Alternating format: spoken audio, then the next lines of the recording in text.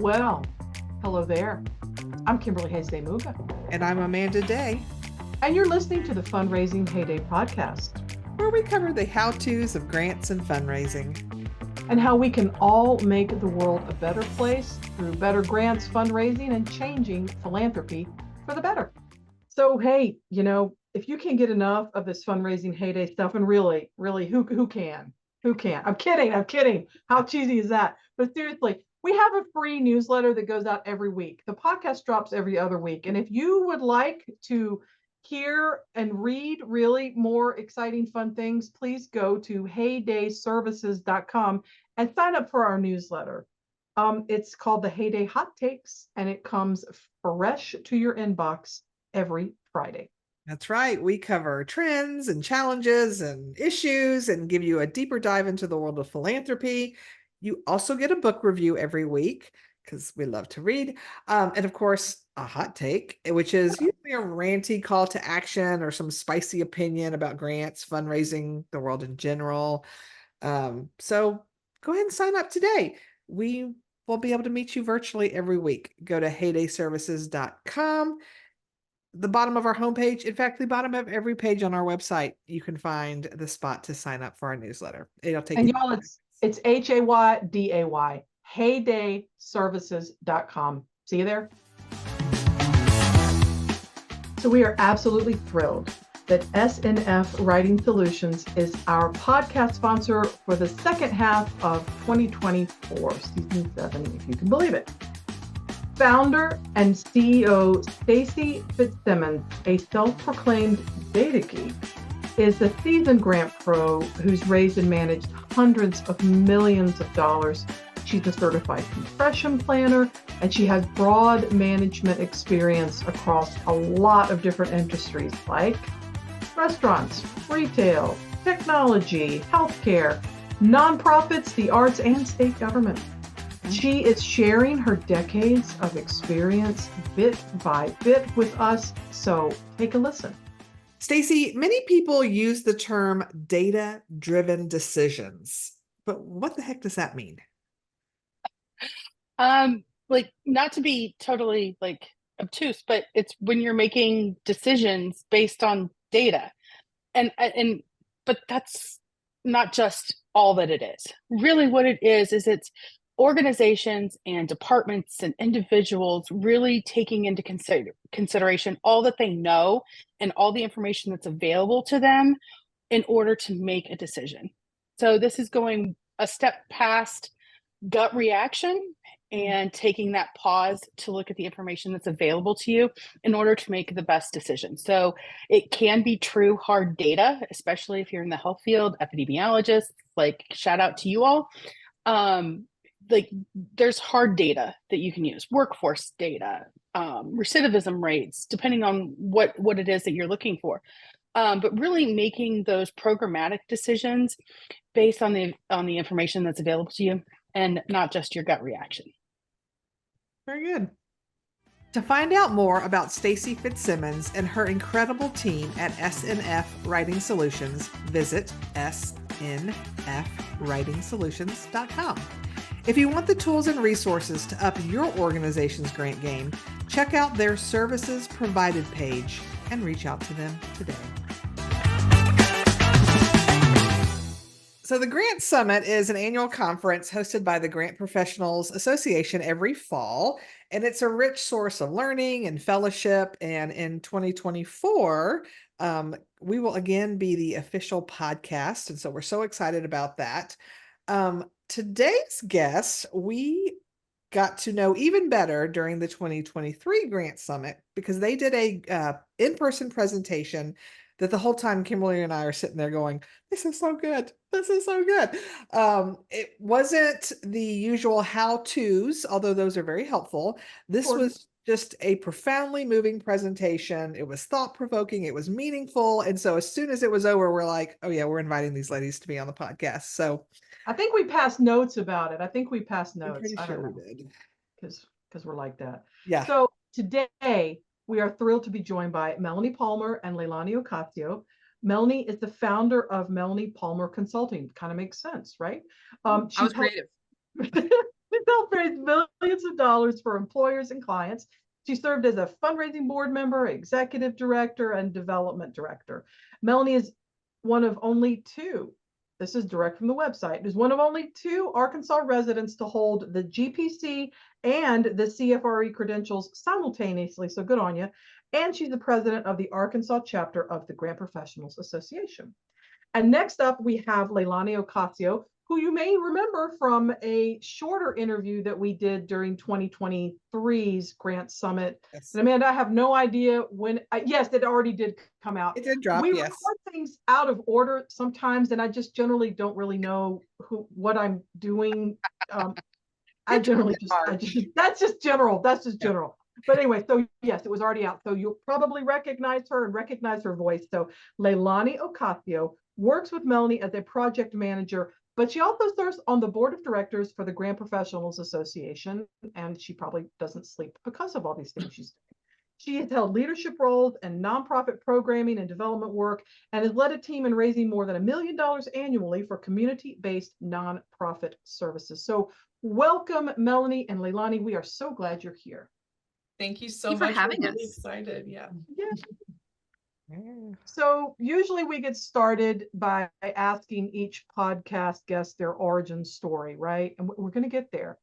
But I also wanted to just take a minute to get a little more detail about why Amanda and I were so excited and passing notes to each other like little school children when we went to your presentation. And the presentation, I'm pretty sure I'm getting the name right.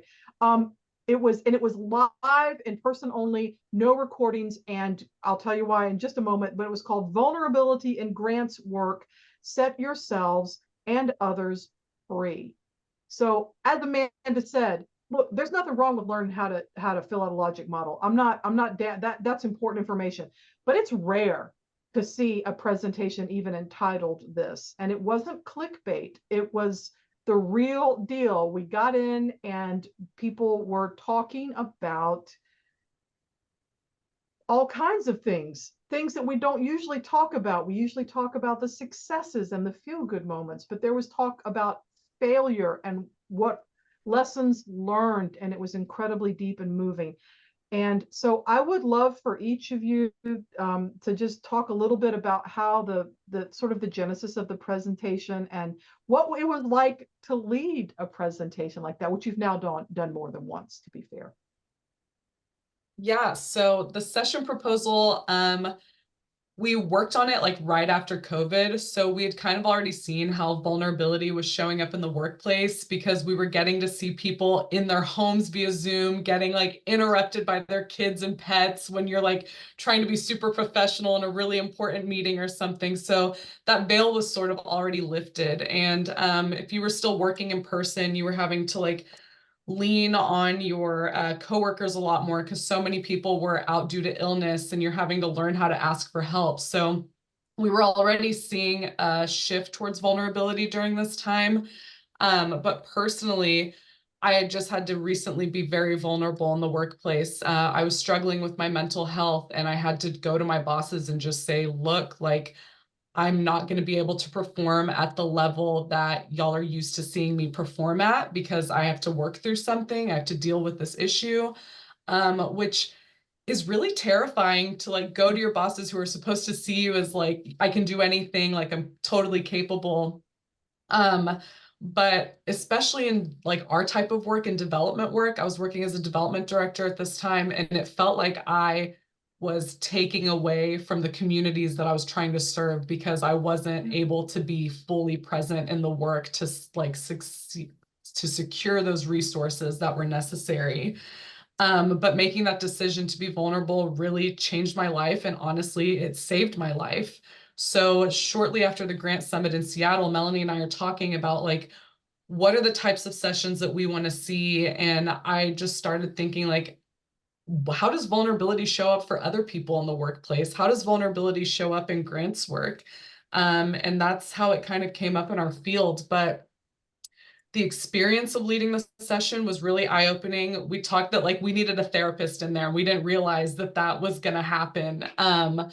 And we learned a few things because we've led the session twice now. And the biggest thing from year 1 to year 2 is that we learned that before you can embrace that vulnerability and break your silence, there has to be trust and safety in that environment. And we recognize that this is a privilege that a lot of people don't have, especially people from minoritized communities. They're not afforded the same space, the same cover, the same protection to be allowed to be courageous and vulnerable in the workplace. So we really wanted to acknowledge that in our second session. And we surveyed people the second time prior to the session, and a lot of people actually shared that with us. They were like, look, like I have a disability. I feel like I already have a target on my back. I don't have the space to be vulnerable. Or I come from a minoritized community and I hear comments being made about like my group of people, and I don't have the space to be fully authentic in the workplace. So that was kind of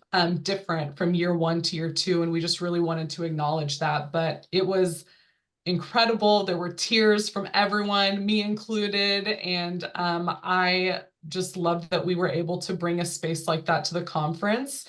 And yeah, Melanie, I don't know how it was for you, but for me, it was great. Amazing. Yeah, incredible. I mean, I think we already have, so our consulting firm, we do values-based consulting, and vulnerability is one of our values. So this was not a new concept to us. I mean, this is something we live every day in our work. And so the idea for this session was completely Leilani's. But it's something that we talk about all the time internally. You know, my background is I was a development director. I worked for a consulting firm. I was an executive director of a crisis agency, and I felt like I was just carrying, 100 pounds of armor with me everywhere I went, because there's just so much expected of development professionals, of grant professionals. And especially when I was an executive director, it is such a lonely job and an unreasonable job, I would say, our expectations of EDs. And I just felt like I had to hide behind this armor all the time, that I couldn't show any weakness, that I couldn't admit there was something I didn't know or didn't know how to do or couldn't do. And then my husband and I could not get pregnant. And I could not get pregnant. It was me that had infertility issues. And I had to go on treatments that made me crazy, that really interfered with my ability to do my job. And so I worked at a crisis agency. People's lives were on the line. I had to go to my board. I had to go to my board and say, this is my situation. They were incredibly supportive. I mean, I had the best possible situation, but I still felt like I had to drag that armor around. And I just got to the point where I had to resign my position. I couldn't carry that armor with me while I was trying to do that. And we were able to get pregnant. I have 2 amazing daughters. But when the first one was born, especially, I looked into her tiny face and I realized, like, I can't carry this armor and my baby at the same time. Like, it just was incompatible. And so I had to learn how to shed it. I mean, it took a long time, and that was a lot of personal work and a lot of therapy. And by the time that my consulting business got off the ground, and by the time that Leilani had joined me, and we have 5 people on our team, I mean, I recruited people who are willing to be vulnerable, who are willing to help me be vulnerable. And the work environment is just amazing.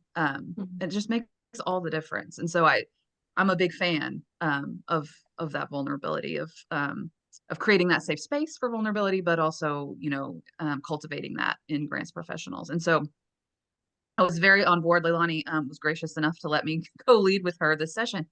And I mean, it was, we do presentations all the time locally. We do regional conferences, national conferences, and I have never been a part of a session like that, ever.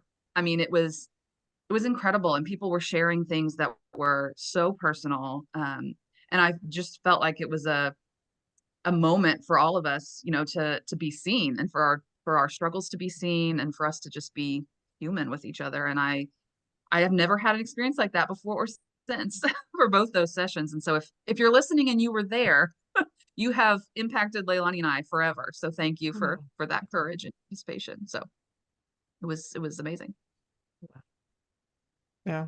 Well, I know I teared up in your session, just not only hearing you 2 share openly what you're going through, but then how that opened up the floodgates for everybody else in the room to be like, okay, this is a safe space, and hearing from people talking about things that happened to them. And, it just, It's really not, it's something I think we all need to hear, because I don't know how many times there are so many things that happened, whether it was professional or personal or whatever, that you felt like, I can't tell anybody because if they know this, they're going to think less of me. They're not going to think I'm as professional, or they're going to think I'm bad at my job or whatever it is. When the reality is nobody has it so together that nothing ever happens. And For so sure. inevitably we're all just bottling this up, and what's going to happen then. And I won't share the exact story, but at the tail end of your session, my husband called me, which he never calls me when I travel. If he's like, if you need something, holler, but he's just not a phone talker. So the fact that he was calling me when he knows I'm at the conference, I thought this something's wrong or something's going on. So I walk out of the session. Something had happened with my child. They're fine, but at the moment it was just like an ordeal. And I remember I was sitting with Kimberly and Allison Boyd, and it was not that it was nobody wants a phone call like that, but it was almost the perfect timing because we had just been through that. Mhm. And both of them just kind of grabbed me, and we went and had lunch on our own, and they just let me spew, this is what's going on, and I'm far away and I can't do anything about it right at the moment. And it wasn't anything I needed to come home for. But I hated that it happened, but it was like it allowed me, not that I wouldn't have been with Kimberly anyway, we're pretty open about things, but it just was like okay, we can share hard things with one another. And if we can't, then why are we in this life together if we're not able Mhm. to share some hard things together? So I Sure. Oh, that's appreciate it. The wonderful. timing was Yeah. perfect for me. So I Yeah. especially want to say thank you for your vulnerability, because it helps me Yeah. to be that way more. So Yeah. You all had more than a grant writer on recently, or your episode dropped recently. yes. And I love what Patrice said in that episode about creating spaces for people to be brave. Mhm. And I think that's something, being vulnerable yourself is one thing, but being intentional about creating a safe space where other people feel like they can show themselves too is something I think we can all do Yeah. at our workplace. So that's wonderful. I'm glad. Um, well, how about we backtrack a little since we skipped our normal first question, and let's talk about your origin stories for each of you. You want to start first, Melanie, and tell us how you even got into the nonprofit fundraising grant world to begin with? Sure. I got into the grants world accidentally, as all people do. I graduated college with my English degree. I had volunteered for a long time at a sexual assault center here in our region, and alleviating gender-based violence is my passion. And so I was looking for a program position somewhere in that line of work, and and by absolute pure accident, I sort of bumped into Cheryl Kester, who many of your listeners will know, and her partner at the time in her consulting firm was hiring, and Cheryl was wanting to hire an assistant to help her with the workload. And so she hired me. I had no experience. I knew absolutely nothing about fundraising. I had been a nonprofit volunteer for a long time, but had certainly never done anything on the fundraising side. And so I figured out real quick how much I loved it, how Uh-huh. good a fit it was for my, I have the qualities that make grant professionals great, right? We're wanting to do ethical work, we're wanting to make a difference, we're strategic, we're detail oriented, we care about things being done well and done right. And so it was a great fit for me. And Cheryl was just absolutely the best. And the very first thing she did on my very first day was send me the link to GPA, which was AAGP at the time, Yep. and said, "This is where we got to plug you in. You got to join." And so that was and she introduced me to everyone, took me to the conference. I had only been on her team for like 3 months by then. And so, I mean, she's responsible for, I say 87% of what I know. So that was my intro. And then I wanted to do other kinds of fundraising work beyond grants, which she doesn't do in her firm. And so I took a job as a development director at a domestic violence shelter, and then became the executive director of that organization later. And I loved it all. I mean, I love impact work, and I think grant professionals have a unique power in their organization to drive that impact work. So then I left, had my babies, and started my own consulting firm. So here we are. Very nice. What about you, Leilani? My screen is frozen right now, so if you can't hear me, please let me know. We can hear you. Okay, perfect. So I also fell into the line of grants work. I was working in programs at a food bank, and when I was hired, they told me my position was grant funded, but I didn't really know what that meant. So I was like, okay, no problem. And I learned what that meant about a year later when they're like, hey, it's time to renew this grant that keeps the program that you're working on going. So we were working with a consultant that just so happened to be Melanie. And I remember thinking like, I'm sure she's wonderful. I didn't know her well, but I cannot just like leave my fate in the hands of a person that I don't know, like my work fate. So she would send me like the needs list for like information that she needed from me about my program, what made it special. And I just remember writing like paragraphs, just writing so much. Like I'm like, I want to give as much of the information as I possibly can.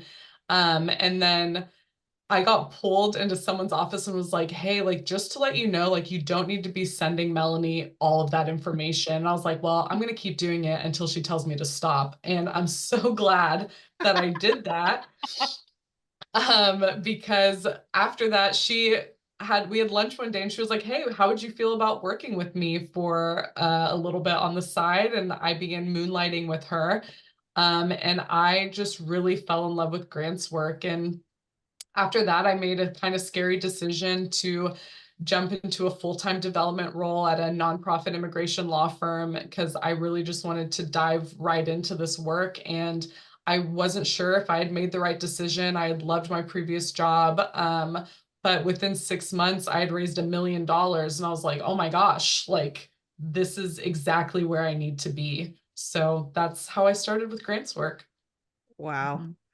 But And I knew Melanie, the day that I met Leilani, I knew. I didn't say anything to her, but I was like, this lady's in the wrong job. Because even though she's fabulous at her job. Like she's asking all the questions about data and how do you look, let me see like a document. Oh, look at this formatting. Oh, I mean, like, you are, you just don't know it yet.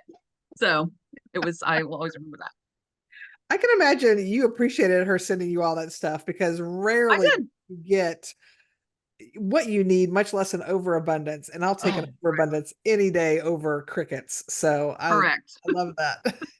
yeah. Yes. Now I'm like, Yeah. was I the ideal client? Like, this was Yeah. You great. were. You Were. were. Yeah, I think you could say it worked out considering y'all are working together now. I think For sure. that was probably a good fit. I think, yeah, Oh, ideal client, ideal work bud, ideal everything. I For love sure. it. So as we are wont to do before we have guests on our show, we troll through their, not troll in that bad way, trawl like a boat looking for little shrimp nuggets of information. We trawled through your website and I came across this statement about vulnerability. So I'd like to read it out and then I had a little question about that. So the statement is, we believe in the strength and power of vulnerability. We always approach our work with a primary goal of understanding where our clients want to go, who they want to be, and what is holding them back. And it was that last phrase that really captured my attention. Mhm. With obviously, we want to respect privacy of your clients, but I think it's helpful for folks who learn by example, like me, to hear some Mhm. examples. So, are there ways that you could share some examples of the kinds of things that might hold your clients back and how you would help them overcome those obstacles? Sure.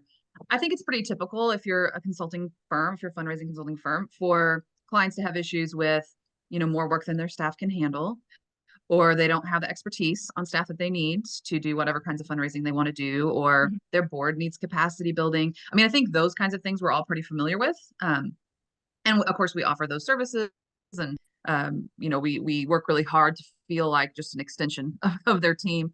So I think that's kind of standard. I think the thing that is different about us um, is that we work with a lot of executive directors, a lot of development directors, and sometimes grant professionals in larger organizations that really they're being held back because they're too afraid to admit what they don't know or what they need help with. Okay.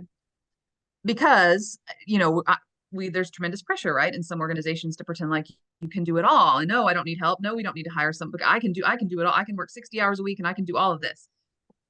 That's just a huge barrier because you're burning yourself out, number one. But also, I mean, no one can survive in a work environment like that long term. I mean, it's just too stressful. And so I think one of the things that we work really hard to do at our firm is we want to be the person that you can say anything to. Hmm. You know, we're not your funder, we're not your board member, we're not your boss, you're not supervising us, technically. Like, you can say absolutely anything to us and we will not think less of you. There's no judgment. Like, we're just going to look for a solution. So I can think of a couple different specific examples of what that looks like. So we worked last year with an organization that's a small organization. A lot of our clients are small to mid-size community-led organizations. And the executive director of this organization had reached out to us for grants help. And she wanted to contract for proposals, which kind of our, the standard thing that consultants do. But once I took her to lunch, and once I got to talking with her, I was talking about kind of what the process looks like, and we'll send you the questions or the information we need. You send it to us. We do all the magic so that you don't have to. I'm going through this process, and I'm noticing that every time I'm saying the word budget, she's cringing. Right? Like, I can just see it on her face.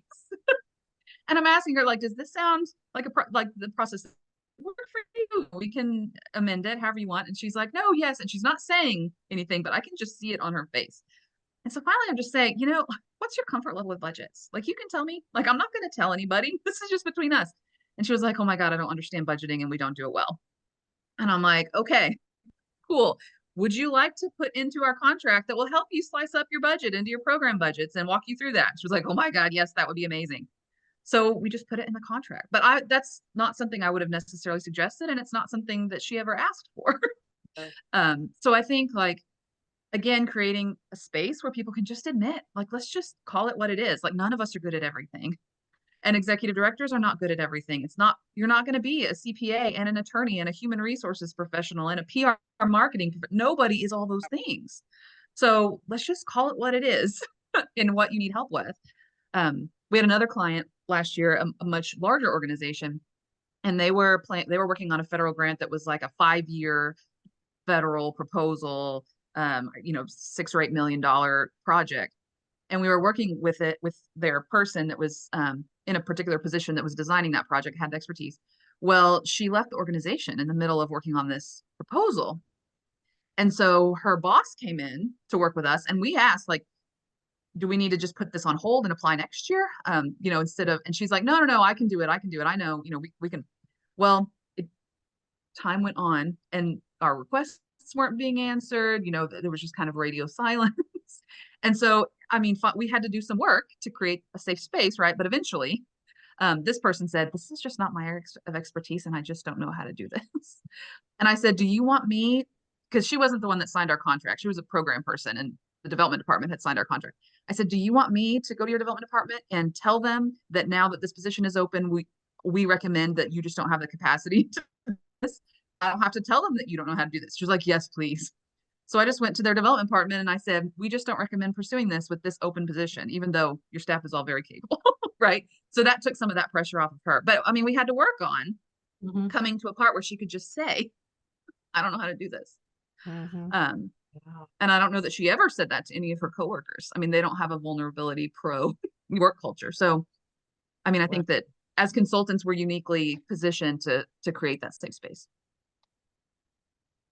That's so important. I was just thinking back when I was first getting started in grants and working with program people. To me, just trying to get the information, I was just like, you guys, you got to get me what I need. You got to get me what I need. You got to get me what I need. And it never occurred to me back then that a lot of time, also I was younger, right? And these people had been in the workplace longer. And I could never have found that to go, is it because you don't know? I mean, not that you say, but it's like, is it because nobody really knows how to work? It's often because nobody knows. Very often.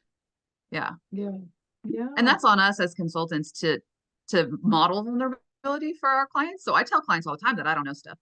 I'm like, no, I don't know that. That's not my area. I don't know. And there's lots of stuff that I am terrible at, and I am very upfront about it. And if you're listening and you're an employee, it's a good thing to model too, right? Yeah. And sometimes as grant professionals, it's a little easier because it's kind of our job to know a little bit about everything, but not everything about everything because time and life, space, time continuum, there's no time. But I think you just get a lot more practice, but then to reflect back that as an employee, you could just say, if we don't have this information, do you know where we could go get it? Is there somebody that Yeah. I can talk to? And then that could maybe speed the plow a little bit and just raise that comfort level to move on and Yeah. talk about it. Because program directors and sometimes and finance staff, everybody, you're Yeah. underpaid, overworked, and may not want to say, I don't really know that. Yeah. Or it's an opportunity to advocate for professional development for yourself. If this is a component of my job, I need some professional development to help me do this. For sure. Absolutely. Yep. It was interesting. I would say too, as a consultant, I think you also become a sounding board or just a listening ear for things. Cause I had a Absolutely. executive director I worked with that she was just like, I hate to dump this on you, but she's like, there's just some things you can't tell your employees. They don't need to know about. And there's some things you especially if the issue is the board, which is her, she had some board issues and she's like, I just need to vent, and Yeah. she just felt better the fact that she could get it off her chest. And I mean, every now and then I'd have a suggestion like, I've experienced that. Have you tried this? But more than anything, it was just me listening. She's like, I'm sorry, you're my Sure. therapist on top of being my grant professional. I'm like, hey, that's what I'm here for. Whatever you need, right? Yeah, So absolutely. I as a think consultant, I've been the cuss bucket translator. I am that for Amanda anyway, yes, if y'all are listening, because Amanda chooses not to use curse words. I think they're great. I think they're real. I love them. They're so expressive, in English and Spanish. But again, Mm, in different countries, you're going to have different words, right, in different ways. But I have a client where sometimes, she's talking about her board, and I won't go into that, but I think it's like I can say what she wants to say in that meeting with the two of us, and I can just, obviously I'm not going to say it here, but I'm just like, man, that's just so totally effed up. They're so far up there, beep, that they don't even burp. I can't believe they're going, and you can just, it's almost like you can just see her relax on the yes. Zoom yes. call. Cause it's like, I'm like the cut translate. I'm saying the things that she won't let herself say. And but also Yes. telling her, but it's also going, yeah, that is really messed up. I'm sorry that that is messed up. And I'm sorry that you're going through that, but it's almost just a validation. And then Yeah. inwardly, I'm like, yeah, no, one of the top 3 reasons why I am a consultant and not an employee now. But it's like, I mean, we joke about it, and there's talk among the work team of writing. They want to write a book called The Audacity, where it's like all the crazy things that. But I think that's something that a trusting consultant relationship can bring, because you can literally say those things. And I've actually renegotiated contracts to go in and say, do you want me to go say all this to your board that we just talked Mhm. about? Because I'll look at me, I'll put on my little freshwater pearls, and I'll just go in there with my little hair, my little lipstick, and I'll just be like, y'all, it's really important, blah blah blah. And they're going to listen to me because of the Yes. color of my hair, maybe the color of my skin, maybe the years that I've had in this. So let's use that for good. Or just the fact Yeah. that you're a consultant. There's something about that Yeah, title that gives yeah, you, yeah. I don't And know. saying the same thing with the Yes. board development Yes. director or executive director, the same thing. And then everybody's like, oh yeah. And I'm like, oh yeah, Yeah. We do come that all the on. time. Yeah, it's just a whole different thing. So if you're listening and you're thinking about moving into consulting or expanding, that's an important role. And you don't have to be an extrovert to play that role. If you're a For deep sure. listener, you can affect those kinds of things. So yeah. Absolutely. Yep. So, well, let's shift gears again. We mentioned at the start that both Leilani and Melanie are involved in the Grant Professionals Association, and they're both involved with their Arkansas chapter. And a few years ago, the Arkansas GPA chapter secured grant funding to build grant capacity for some area agencies. So we'd love to hear exactly what y'all did, how it's working out, what's going on now, just all the good stuff. Yes. So we started talking in 2019 about several problems that we have in Arkansas, in our Mhm. state. I think these are probably common problems everywhere, but our state is where we have expertise, right? So we started talking about the fact that there's no entry level grants job If you're a college student wanting to be a grants professional, what's the first job that you get? There's very few in our state entry-level grants work jobs. And then we talked about lack of diversity in our profession. So, I mean, we are in Arkansas, we are overwhelmingly a middle-aged, middle-class, cisgender, white, female consultant group, right? So lack of diversity in a lot of different areas. And then we start talking about as well a lot of the inequities that are built into grants work. So if you are an organization that can hire a consultant, you are more competitive for grants. Yeah, Yep. Right? I mean, that's just the fact. it is. Smaller organizations often can't afford to hire consultants, so they're less competitive.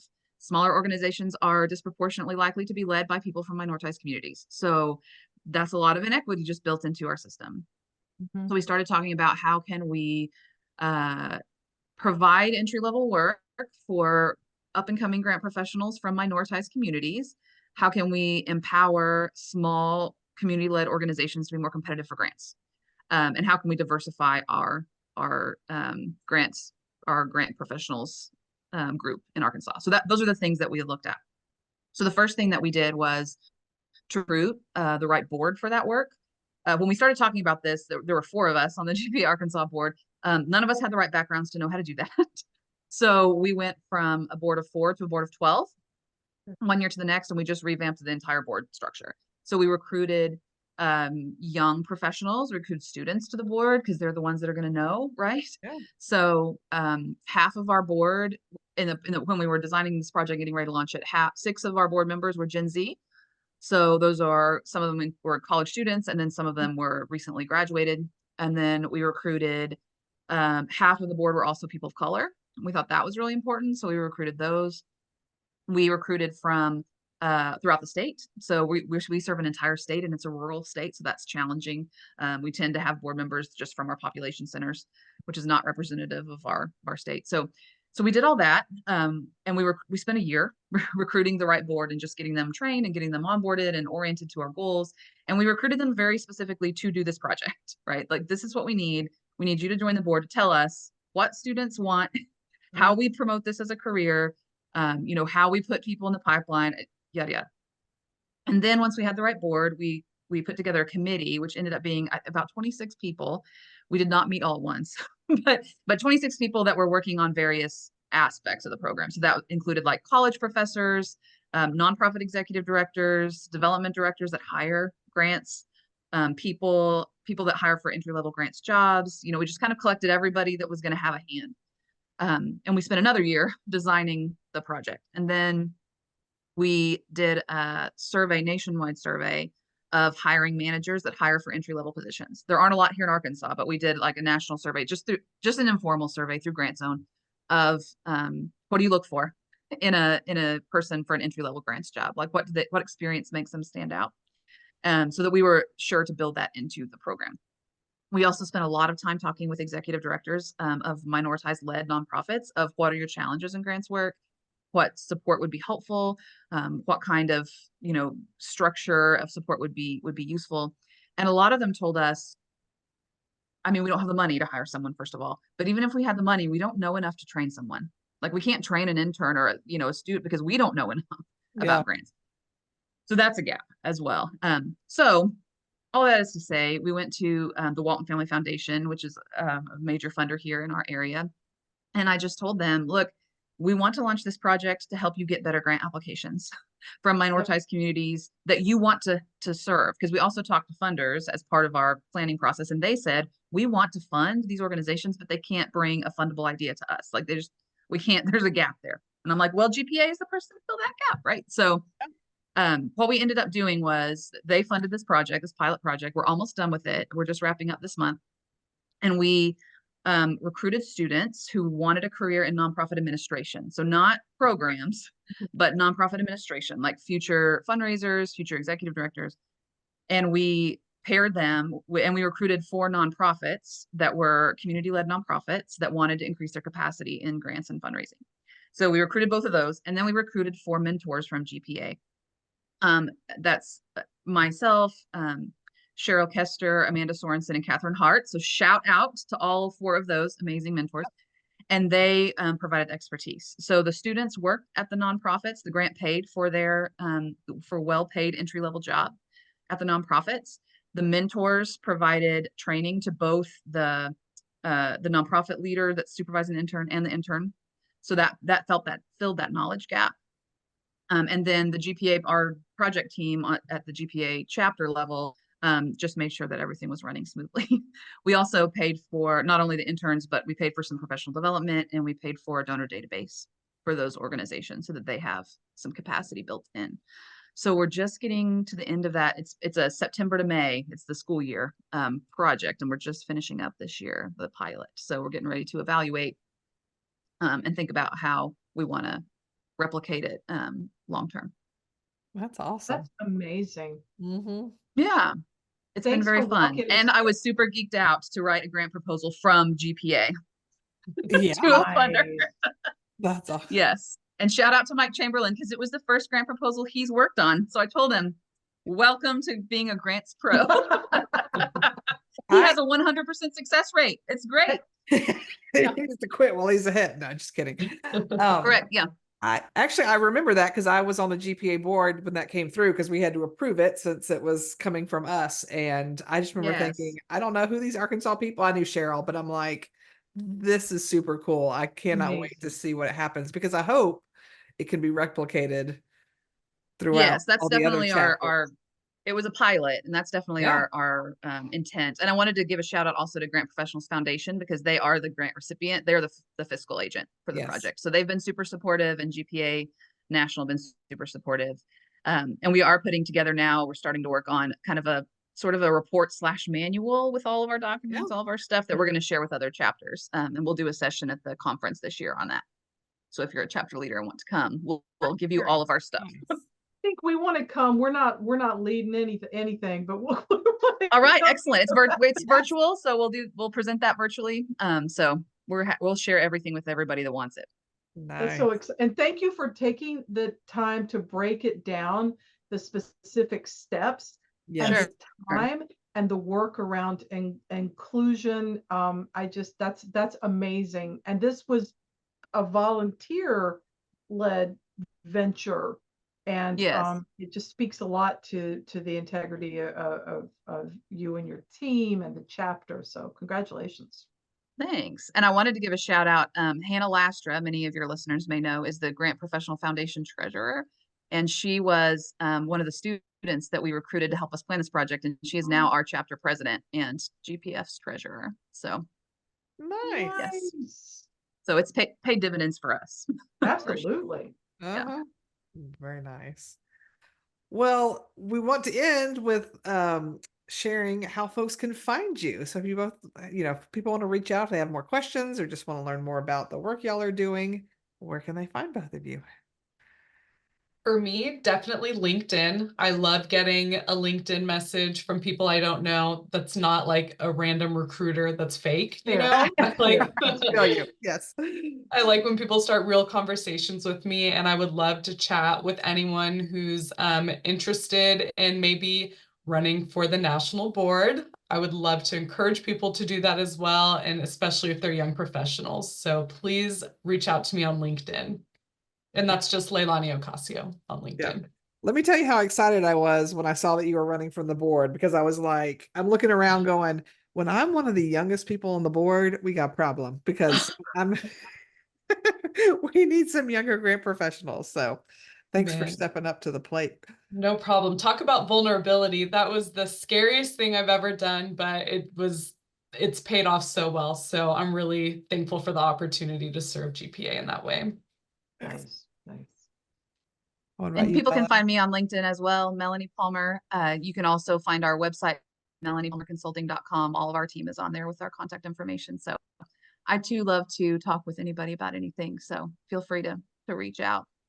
Yeah. And if you have vulnerability stories that you are aching to tell someone, we would love to hear them. So please reach out. We will both be at the national conference also in November. And so we'd love to see anybody that wants to get together. We'd love to, we're not doing that session again, but we'd love to continue that conversation with anyone who wants to. Nice.